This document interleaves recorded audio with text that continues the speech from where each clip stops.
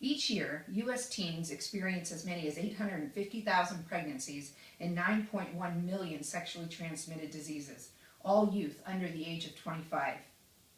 Imagine your best friend, 15, comes running up to you crying hysterically and needing to talk to you. She is pregnant and doesn't know what to do.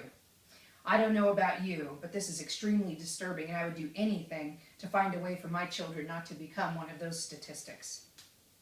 I want to talk to you today about the immediate importance of education of our children on the realities of life's pressures and how we can effectively assist our young people in making healthy decisions about sex and to adopt healthy sexual behaviors. The only way our children can make responsible choices is to arm them with knowledge, and with knowledge comes power. I want to start by sharing some mind-blowing facts on teen pregnancy, HIV, and STDs, and why early comprehensive sexual education is needed in our schools. In 2013, U.S. high school students were surveyed and found that 46% have had sexual intercourse, 34% that had sexual intercourse during the previous 3 months, and of those, 40.9 did not use a condom the last time they had sex. 15% had sex with 4 or more people, and an estimated 8,300 young people aged 13 to 24 in 40 states reporting to the CDC had HIV in 2009. There has been some controversy over comprehensive sexual education and abstinence-only programs. Abstinence-only programs are dangerous, ineffective, and inaccurate. Teen pregnancy is at the highest in states that only have abstinence-only policies. Abstinence-only programs do not delay the initiation of sex or protect themselves when they do initiate sex. Abstinence is ideal, but it is not realistic. Adolescents are also getting alternative sources of sex information from the internet, television, and even their own parents that is not accurate. 1 in 4 parents have had a conversation with their children regarding sex and don't feel comfortable. As you can see, there is an immediate need for parents to take action and making sure our children are getting the proper information regarding sexual education. Now that you see the urgency in the matter, I want to discuss the effectiveness of comprehensive sexual education in our schools. A strong evidence suggests that comprehensive approaches to sex education help young people both to withstand the pressures to have sex too soon and to have healthy, responsible, and mutually protective relationships when they do become sexually active. In a study released by the Journal of Adolescent Health, researchers from the Center of Disease Control and Prevention found that boys between ages of 15 and 19 that received formal education in schools were 71% less likely to have sex before the age of 15, and girls 15 to 19 were 59% less likely to have sex before the age of 15. Studies show that formal sex education leads to safer sex, and found that males attending school who had received sex education were almost 3 times more likely to use birth control when they did have sex for the first time. Due to the astounding statistics in sexually transmitted diseases in young people, comprehensive sex education programs in schools have reduced the number of sexual partners. Researchers at the University of Washington in Seattle found that teenagers who received some type of comprehensive sex education were 60% likely to get pregnant or to get someone else pregnant. I don't expect everyone to see my side of the matter here, but it's pretty hard to argue with some of these impressive studies of how effective these programs have proven to be. Next, I want to share a dramatic story with you that will hopefully force you to look at the severity of the worldwide problem and how implementing these programs into our school system will change these scary behaviors that our adolescents are faced with. Assemblywoman Lucy Flores let out a personal secret during Monday's testimonies on the bill to modernize Nevada's sex education in public schools. To make her point about the support of the bill, Flores told the Assembly Education Committee that she had an abortion when she was 16. It was an emotional moment, but not the only one in a hearing that lasted for hours. Flores, who is a Rancho High graduate, told the hearing that her mother left the family when Flores was only 9 years old.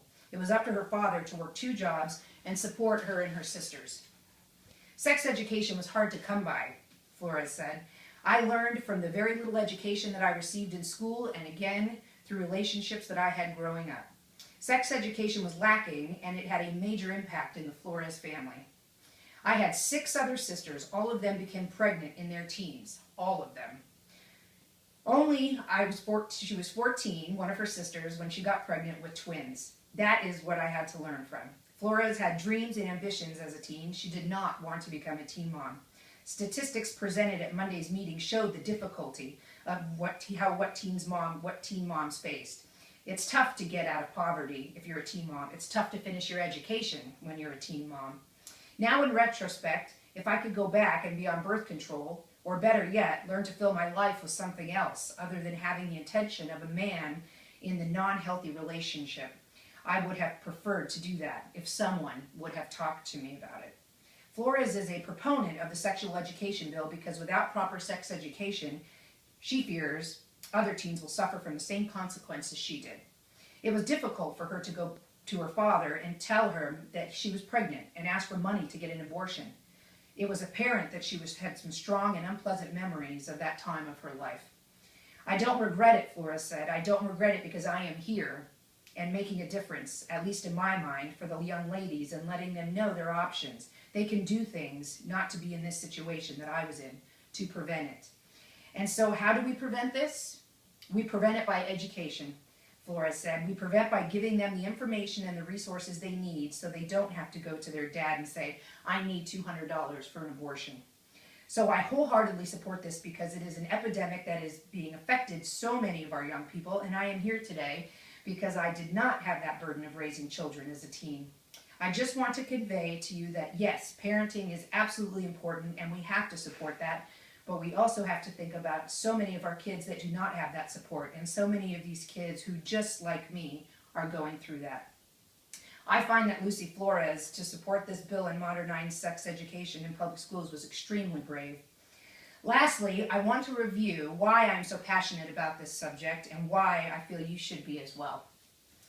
If looking at some of those statistics aren't enough to scare you into taking action now, I don't know what is.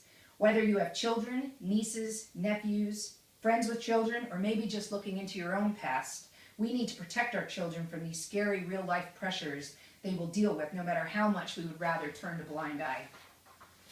I have a 10-year-old boy who is being faced with these challenges right now. I would do anything in my power to keep him safe and make sure he has all the educated facts.